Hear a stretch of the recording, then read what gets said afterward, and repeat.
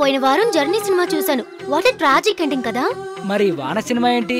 అది ట్రాజిక్ ఎండింగే. ప్రేమ కోసం అలా కూడా చేస్తారా? మరి లవ్ అంటే ఏమనుకుంటున్నా? ఇప్పుడు నువ్వు నన్ను లవ్ చేస్తున్నానని చెప్పు, నీకోసం ఏమైనా చేస్తాను. ఆహా, అయితే ఇక్కడి నుంచి దూకు చూద్దాం. నీ లవ్ లో పడ్డాను, అలాంటిది ఇక్కడి నుంచి మళ్ళీ పడాలా?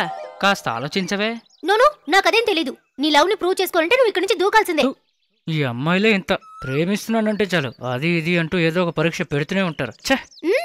ఏంటి ఆలోచిస్తున్నావు? ఆలోచన ఇప్పుడు చూడు.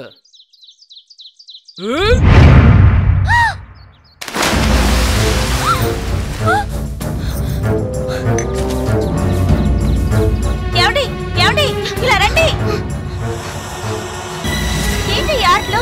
చూడక్క, ఊరికే సరదాగా మాట్లాడుకుంటుంటే ప్రేమ కోసం ఏదైనా చేస్తారని దూకేస్తాడు. ఏమైంది? ఏంటి గొడవ? కార్తిక్ నీళ్ళలో. ఏమైంది కార్తిక్? కార్తిక్ ఏంటిదంతా? అది కాదు, సరదాగా ఏదో చేయబోయి అదే సీరియస్ అయ్యుంటే ఏంటో మీరు మీ ఆటలు.